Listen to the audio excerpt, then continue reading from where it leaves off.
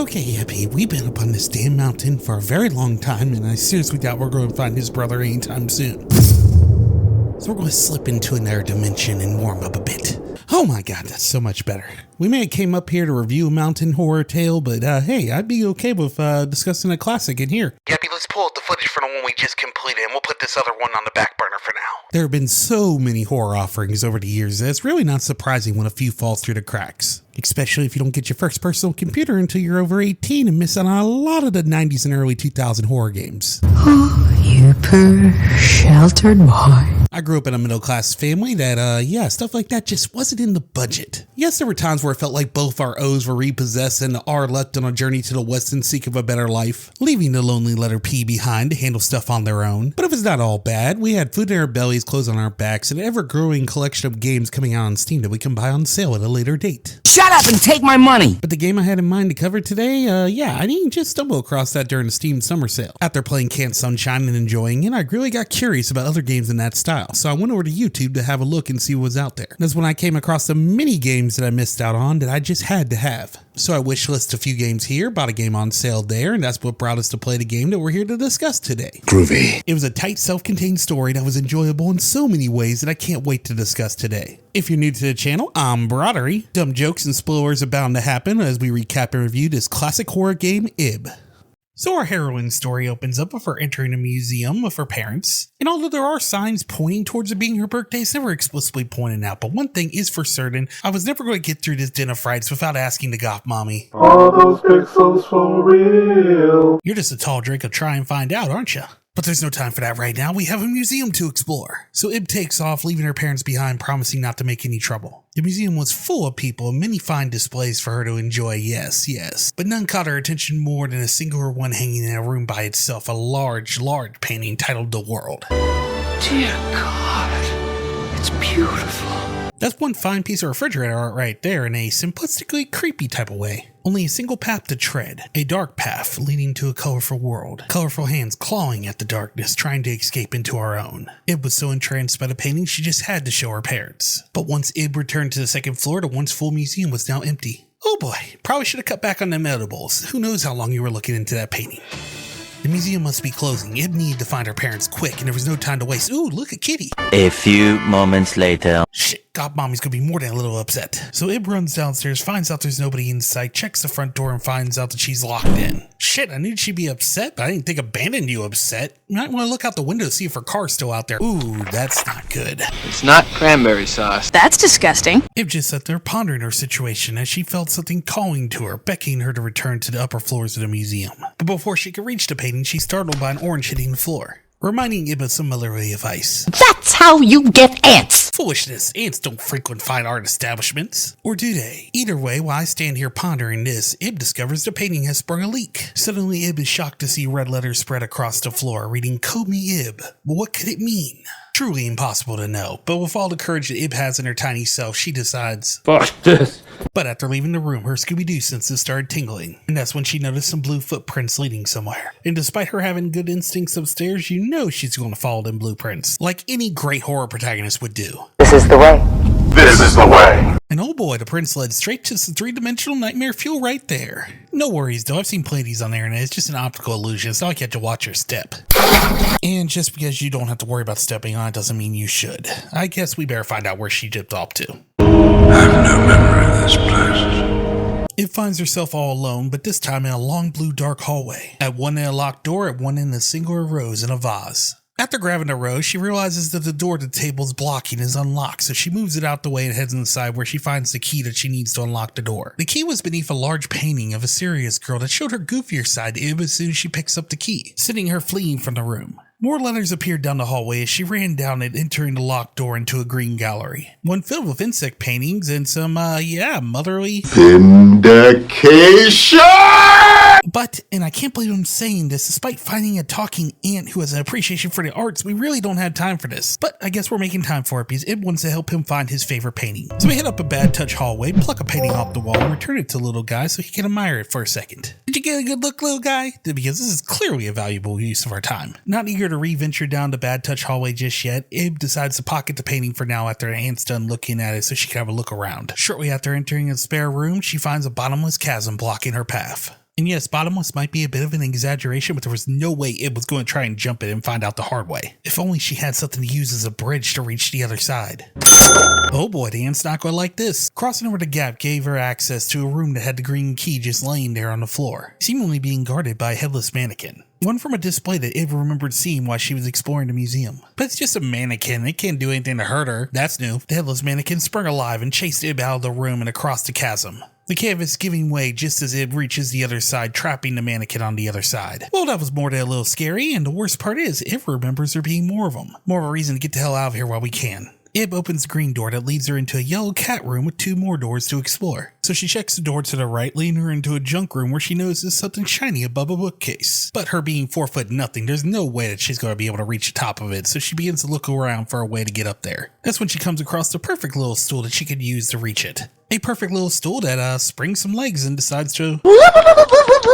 It was somehow alive, but it didn't want to hurt her like the mannequin did. But even so, it didn't trust her either. That's when Ib noticed the stool was missing a shoe, and upon returning it, the stool followed her around the room like a lovable little puppy. Right over to the bookcase and gave her a boost right up where she found half a wooden fish. Not the weirdest thing I found on top of a bookcase, but Ib remembers a fish imprint in the cat room and wonders if she finds the other half, maybe she can fix the display. It must be in the other room, so she heads in there and finds an exhibit with its artwork hidden behind curtains. All hidden away except for a random stick figure etched on a podium. Apparently trying to get a good stretch in before challenging Ib to a game of hide and seek. She opened the displays one by one. Some changed her environment, some slapped her, some bit her. One showed her a future that might come to pass before she finally found the little guy hidden behind a curtain. Suddenly she hears something plop to the floor and she realizes she gained the wooden fish head as her prize. With the power to fix the display in hand, she heads over into the cat room, places it in the wall, and the kitty shows her the way. She enters the yellow gallery where Ib discovers that she has a bit of a green thumb. After turning a couple of wine keys, a random tree began to sprout from the pot in the center display. But it wasn't full grown yet, there still had to be one more. Entering a side room, she finds a random grid and a bunch of paintings that have clues written on them. Time to put your Sherlock caps on, ladies and gentlemen, it's time to put the clues together. Green is claiming F6 is the correct tile, where white is claiming C5 is the way to go. Yellow is siding with white and red agrees with yellow. Blue disagrees though, claiming green speaks the truth. But none of that matters because Brown's speaking my language even if he does have it written down the wrong way. One can never go wrong when choosing 2B. We wind up the key real fast and come back to find out the paintings live by the Stitches Get Stitches rule. With all this blood, he must have went down fighting, but hey, after his sacrifice, there's no doubt that he'll be in his own personal heaven in the afterlife. It should have been me, not him! It's not fair! Meanwhile, Ib discovers the tree that she grew has a blue apple that she ends up feeding to a random mouth on a wall. The mouth was starving and was so pleased with Ib that she allowed her to pass through her mouth unharmed into the Hall of Guillotines. The paintings were kind of cool, kind of like a little flip book. Okay, that was a little too close for comfort. Ib just steps around a museum death trap and eventually ends up in a red room gallery. Can't help but to think the twins would love the decor in here. Ib takes a moment to have a closer look at the art until the art decides to have a closer look at her. Until Ib snatches up the key that the art piece dropped and heads into the locked room, where she now finds herself trapped. One door locked, the other one leading to a murder painting. All she had around her was a bunch of books, so why not have a look? After reading about a rather creepy birthday party, the door unlocks suddenly, allowing Ib to pass through, where she eventually comes across an unconscious man grasping a key. She wanted to help out, but she needed to know what happened first, so she grabs the key from his hand and heads out to investigate where he came from.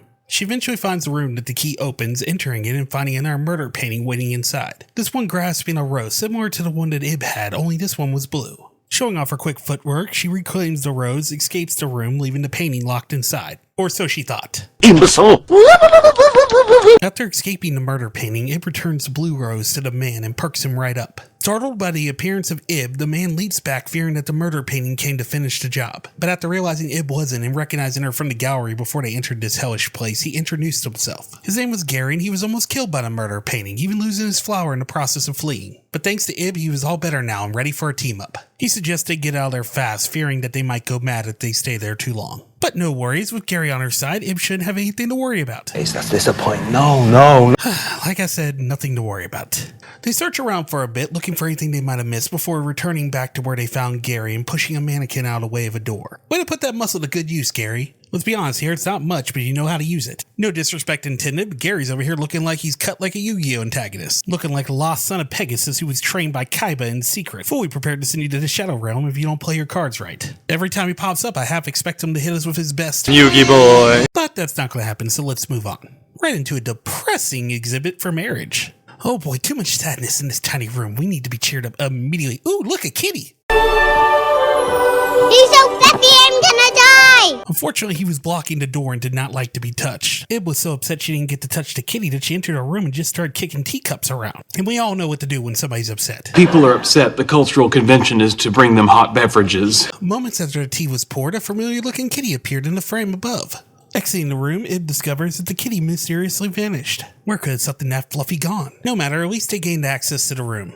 A room full of giant statues that we have no idea what to do with. So we decide to head back out, and we end up finding some eye drops in a room after moving around some furniture, and it wasn't long after that before we found a good use for them. The difference is clear eyes. So we force it to take its medicine, and it ends up being so grateful it shows us the way to a secret path, leading it right to a red glass bottle that she ends up popping immediately into a snake eye, revealing a clue in the process. Inside the big tree. Well, really it's a large bush inside of a room full of giant statues, but hey, I'll run with it because we end up finding a wedding ring inside.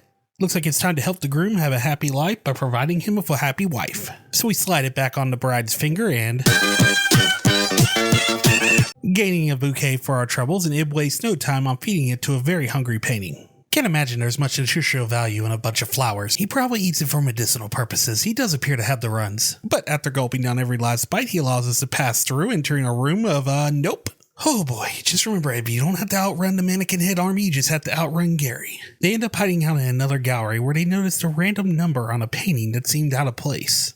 So they key in that number in a floor lock, 2569. Alright. Damn it, mannequin head ruined the moment. You just wait right there while we have a look inside. They head inside and find a golden fish right in front of a mirror and take a moment to reflect on everything going on. Hello? Good old Gary's manliness is put on full display once again as he hits the floor. Filled with rage, he goes to kick the mannequin head, stopping only when Ib calls out to him, and they decide to leave the mannequin head behind as they exit the room. Turns out the golden fish that they found ended up having a second piece, and once you rejoin them, they made a fish lantern. A fish lantern that they trade for an elephant, that they then traded for a golden bird that they put in a cage to open a door. Entering the room, they spot a key underneath a giant painting of what the fuck, Ib's parents? When would they even had time to pose for that? Gary and her collect the key and just stare at the photo until they realize that they've been locked inside a room. And to make things worse, something was coming crashing through the wall. A murder painting, oh yeah, has their way into the room, providing Ib and Gary with a perfect exit. Back into the gallery where the mannequin head army was ready and waiting. Luckily, they didn't seem too hostile, but they did block the way to the door they needed to unlock. Looks like you guys are taking a long way around, and you better hurry because the murder painting queen is in hot pursuit. They do manage to make it to the exit, which led right into another creepy hallway where they were able to catch their breath.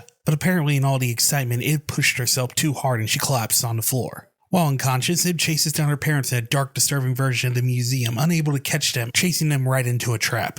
But as soon as the murder painting lunges to end her, she wakes up in a small room with Gary nearby. He had carried her to safety and even used his coat to keep her warm. Pleased to see she woke up and she's okay, Gary rushes to her side and offers her a piece of candy to calm her nerves after hearing about the nightmare. She didn't eat the candy right away, but it was enough to lift her spirits, and after returning the coat to Gary, they decided to head back out. Working their way through a maze in a purple gallery, they find a room with another solo painting hanging up inside. Everything seemed fine until somebody turned the lights out. Luckily, Gary had his lighter on hand. So he uses his lighter to light the way, and ooh, this might not be good for Gary's mental health. Gary's out here breaking rules, putting the whole group in danger. But with them having zero interest in finding out who punishes the rule breakers around here, they decide to move on when they stumble across a paint trail that they decide to follow. It leads them through a door where, surprised, they find another stranger. A young girl, about Ib's age it looks like. They startled her, sending her flying to the floor. She had a yellow flower of her own, so it stands to reason that she's exactly like Ib and Gary. Her name was Mary, and assuming she was another person trapped in the museum, they decided to invite her to join the group. Safety in numbers and all that fun stuff. Mary was overjoyed to join the group, and they were happy to have her. Well, at least at first. Gary learned very quickly that she was great at pushing his buttons, leaving him thinking she's a bit of an oddball. Even more so after they entered the bunny room. Ah yes, the bunny room. Gary wanted to get out of there as soon as possible, despite the fact that Mary found the bunnies adorable. But I'm with Gary, I've seen firsthand what bunnies like that are capable of. But Ib was unsure. That's when the group was startled by a green bunny crashing to the floor, revealing a key. It was the key they needed, but before they could reach the door, they were separated by a large plant. The damn thing looks like it belongs in Jumanji, not a museum. Its spiky vines separated the group, trapping Gary on one side and the girls on the other. But despite Gary's objections, the girls decided to press onward and use the key to find something that they might be able to cut the vines with. But the key just led them into another storage room, a hoarder's dream really. A treasure trove of boxes and art supplies. Surely there has to be something that can cut the vines in here. It wasn't long when they stumbled across a palette knife, unfortunately way too dull to be able to cut through the vines. But that didn't stop Mary from insisting on holding on to it. They continued their search until the lights began to flicker, revealing that the doorway is now blocked off by a statue. Unable to regroup with Gary, they decided it's best to move forward without him for now. Meanwhile, Gary was getting a bit antsy while he was waiting. Calling out to the girls and not hearing anything back worried him. He needed to find another way to reach them, which forced him to investigate the room he hates. And for good reason, because now we see what Gary sees. Not gonna lie, still think the bunnies are scarier, but I get why he doesn't want to be in here. These guys look like the demonic cult cousins of the creatures from Fraggle Rock. Gary wastes no time in searching the room when he notices that a bookcase had been moved recently. Pushing the bookcase back in place, he reveals a hole that he uses to enter a room full of light switches and a random hole in the floor. With more spike vines blocking the way, he decides to turn on a light to get a better sense of what's in the room. But what he didn't know, they didn't turn on a light at all. It just lowered a painting down, providing a walkway across another chasm. A walkway that the girls needed to get across. Crossing over the chasm, they notice a trip hazard immediately and decide to deal with it, sending the moon-shaped stone crashing down to Gary's feet. Was that his fault? He needed to hide the evidence, so he slides the moon-shaped stone into the hole in the floor, which ends up being a perfect fit, surprisingly causing the vines to clear the way. So Gary dips out while the dipping's good. Meanwhile, the girls were walking down a starry path, one that left Mary in a curious mood, wondering if Ib could only leave with one person if she would choose her or Gary. And a little advice for you, Mary, you shouldn't ask a question if you're not prepared for the answer. Clearly unhappy with Ib's answer, they decided it was best that they moved on. It wasn't long before they found themselves in another art gallery, one with an art piece that challenges them to a contest. But Ib knows her shit. She accepts the challenge, completes the quiz, unlocks the door, and heads inside where they find a canvas waiting in the corner. Meanwhile, Gary finds himself trapped in another gallery where he's tasked with finding the Infinity Stones before he could move forward. He finds the Mind Stone laying on the floor and continues to search the gallery for the others. Meanwhile, the girls are dragging the canvas across their gallery and they end up using it to replace a piece on a display, causing a snake painting to spit up a heart in front of Gary. Gary gave the heart to a set of hands that lost theirs, and as thanks, they unlocked the door for him. He walks inside, finds the Mind Stone hidden on a bookcase, and grabs a red umbrella for protection. But he didn't have it for long. A fisherman's hook grabs it and pulls it away before he even has a chance to put it to good use. The fisherman gives the red umbrella to the girls free of charge, and they end up giving it to a woman in a painting. Good timing too, because it began to rain in the room as soon as they did. Befriending a turtle that woke up because of the rain, the girls use him to reach a painting that seemed out of place. After rotating a bit, it opened up a path for Gary to reach another stone. With the power stone in hand, Gary powers through the rest of the steam and reaches the other side where he finds another painting that looks out of place. He rotates the painting a bit, providing himself with a safe path towards the exit, but unfortunately is blocked off of vines. But he fills in a hole with an oddly shaped stone he found, killing off the vines once again and moving onward. Back into the room where he got the time stone, where the vines were no longer there, allowing him to reach the rhythm stone, because we ain't sacrificing shit to get out of this gallery. Speaking of the gallery, Gary needs to know more about what's going on here, so he begins to dive into the books where he finds a very shocking revelation, one he was in no way prepared to find. Mary was a painting. Mary was not real, and Ib was all alone with her. Crisscross. Gary knew he needed to find the other stones as soon as possible and get back to Ib before something happened. Thanks to a prying ear and some loose lips, Mary knew Gary was onto her, causing her to go through a mental breakdown and run off from Ib. Ib eventually finds her stabbing a mannequin head in the star hallway and decides, yeah, it's probably best to leave her be for right now. She didn't know what was wrong, but she had a real bad feeling. Unfortunately, she didn't get very far before Mary caught up with her, pleading to Ib not to leave her alone. While this is going on, Gary collects the space stone from a juggler painting and comes across a creepy doll that has the reality stone hidden inside. Apparently the doll liked Gary, Digging around inside of her like a blind man looking for a nickel. He begins to laugh and runs into a nearby room that was previously locked. And of course Gary chases it right into a trap. I have no words, Gary. None. I feel whatever happens to you in here is kind of a you problem at this point. And now the door is locked. Why am I not surprised? The dolls challenge Gary to a treasure hunt. If he can find a key in one of the dolls, then he was welcome to leave, and that's if he can find the key in time. So he begins ripping open the dolls one by one, looking for the key as something horrific begins to make its way out of the big canvas above. Luckily, Gary finds the key and just barely makes it out of the room as the monster exits the canvas. Fuck this. Take a breather, Gary. At least you found the ego stone, allowing you to complete the Infinity Palette and move it out your way so you can head upstairs. And while you do that, Ib crosses over a rainbow road and grabs a key that allows her access to an exit. Mary finds her as she exits the room, accusing her of trying to abandon her. Well, duh. I mean, Mary, let's be honest here. There aren't enough red flags in the world to cover all your issues. But luckily, Gary shows up just as Mary corners Ib and takes her out. Turns out Mary's a pretty powerful entity in this world and actually caused them to be separated in the first place. But none of that matters now because Ib is safe and Gary is relieved. Gary fills Ib in on what Mary really was, even her rose was fake. But none of that matters now. They need to get out of there and they need to get out of there quick. They explore around each other's respective galleries before they find a room in Ib's that had a mannequin in it blocking a staircase. Gary does what Gary does best and then they descend down the staircase in hopes of finding an exit. What they found was a magical world. They were no longer looking at art, they were in art. Dodging falling stars, hungry fish, and fireballs. Finding their way into a house, they find a bucket they're able to borrow. At least I think that's a bucket.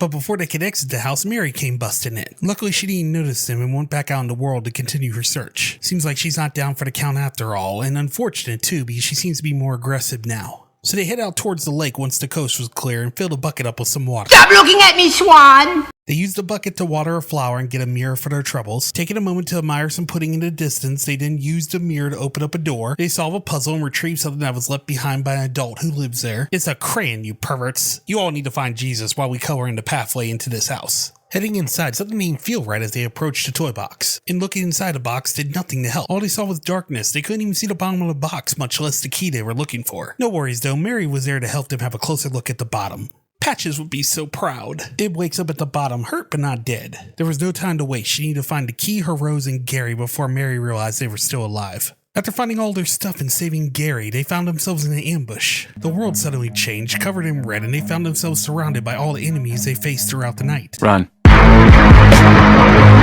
After escaping the monsters in the basement, they make their way back up into the toy room where they find the toy chest is no longer there, replaced by some yellow roses. And after having enough of Mary's shit for one night, they decide to go scorch earth on those roses and decide to set them on fire. Once they burned away, they found their way up into the attic of the toy house. They could have just left the key, but something told them they needed to head up there. But unfortunately, their instincts didn't catch that Mary was close behind. Seriously unhappy that they were up there, she chases them to the end of the room where they find her original canvas. If they destroyed the canvas, it might destroy Mary, so they quickly burn it, ending her once and for all. After it was all over, Gary was so relieved that he didn't even realize that he had cut his hand. Luckily, Ib had her birthday handkerchief on hand to patch him up. And once done, they had the key they needed and they were ready to get out of this world. Unfortunately for them, the key they had didn't unlock an exit. It unlocked a near identical museum to the one that Ib's parents allowed her to explore. But not everything here was the same. They head down a staircase that wasn't in the original museum and they find a secret exhibit downstairs. And they were not alone down there. This exhibit seems a bit extra, so how about we speedrun this? We borrow another painting, use it as a bribe so we can go over a gap, crush a follower and kill some vines, dodge some darts like Dr. Jones, save a butterfly. Was that thing on fire? Catch the damn thing before it burns down the building, use it to light a candle in the painting, use the painting to light the way, find the clock arm monster and give it a piggyback ride back home, light the beacons, wind the clock, make it nighttime, putting the dancing flowers to bed, head upstairs, kill some men for art, perform an escort mission for art, find which picture is not like the others for art, complete a maze for art, fix a display for art. That one was particularly difficult. Whoever runs this museum better be grateful. Gary ends up taking a nap while we age art for art, so they can finish the self-portrait and reveal the way. Heading back up into the fake museum, they decide to end this by checking out the painting that started it all. I can show you the world. That's not the world. I mean, it's our world, but no, that has to be the portal to get back to the other side.